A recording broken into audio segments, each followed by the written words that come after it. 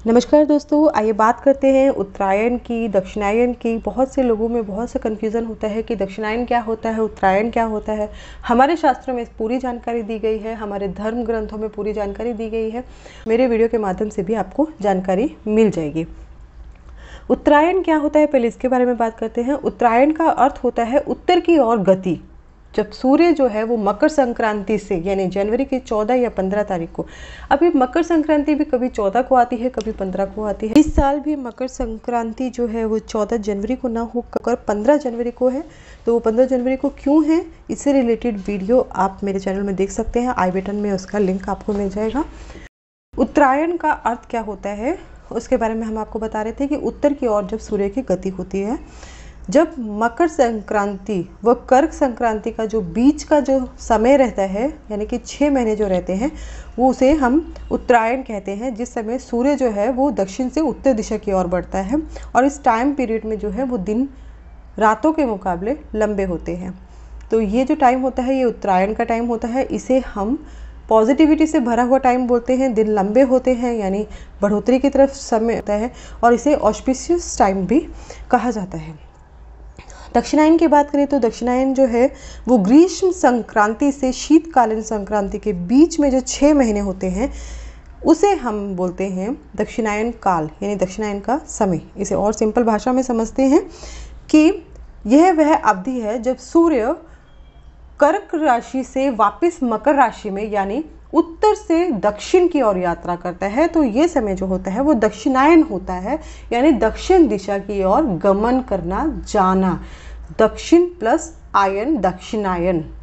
तो ये वो टाइम होता है, यानी कि मकर से कर्क तक जो 6 महीने होते हैं वो उत्तरायण के होते हैं। सिंपल भाषा में बोले तो उस समय सूर्य जो है वो दक्षिण से उत्तर दिशा की ओर गमन करता है, गति करता है, तो उससे उसे उत्तरायण बोलते हैं। उत्तर की दिशा की ओर होता है। जब उत्तर से दक्षिण की तरफ, यानी कि जुलाई के महीने से जो कर्क राशि से वापस वो मकर राशि में जब जा रहा होता है, वो जो 6 महीने का टाइम होता है वो दक्षिणायन का समय होता है। और दक्षिणायन को ऑस्पिशियस नहीं माना जाता है, उत्तरायण को ऑस्पिशियस माना जाता है। यानी कि ऐसा बोल सकते हैं कि महत्वपूर्ण माना जाता है, शुभ माना जाता है उत्तरायण को।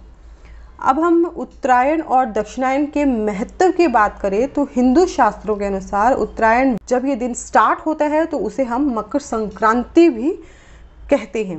पुराण के अनुसार भीष्म पितामह ने अपने प्राण त्यागने के लिए उत्तरायण की प्रतीक्षा की थी, क्योंकि ऐसा भी कहा जाता है कि दक्षिणायन में अगर मृत्यु प्राप्त होती है तो मोक्ष नहीं मिलता है, ये समय शुभ नहीं माना जाता है, इसलिए उन्होंने उत्तरायण का प्रतीक्षा की थी। और यह भी माना जाता है कि इस शुभ दिन पर गंगा स्वर्ग से पृथ्वी पर पहुंची थी, इसीलिए माघ स्नान को भी महत्वपूर्ण माना जाता है। तो माघ महीना जो है वो जनवरी में शुरू होता है, आपको पता है। इससे रिलेटेड भी हमारे पास वीडियो है कि शुक्ल पक्ष और कृष्ण पक्ष है वो जनवरी महीने का कब से कब तक है, उसी में पौष खत्म होता है और माघ महीना शुरू होता है। तो हम बात करते हैं उत्तरायण और दक्षिणायन के, अपने वीडियो में वापस आते हैं। तो सिंपल सी एक लाइन है कि दक्षिणायन का मतलब है कि उत्तर से जब दक्षिण दिशा की ओर सूर्य का गमन होता है तो दक्षिणायन होता है, जिसे कि हम ऑस्पिशियस नहीं मानते, शुभ नहीं माना जाता है इतना ज़्यादा। उसमें कई कार्यों को, कई शुभ कार्यों को करने का मनाही होती है। और जब हमारा सूर्य जो है वो दक्षिण से उत्तर की तरफ जलने लगता है तो वो दिन जो पहला होता है वो मकर संक्रांति का होता है, और वहाँ से शुभ कार्यों का कार्य करना खुल जाते हैं। कुछ कार्य जिनकी मनाही होती है वो भी इस टाइम पीरियड में अब खुल जाते हैं, कर सकते हैं उसको भी, और वो शुभ समय में गिना जाता है। ये उत्तरायण का समय होता है। तो ये थी उत्तरायण और दक्षिणायन से संबंधित जानकारी। वीडियो पसंद आए तो वीडियो को लाइक ज़रूर करिएगा।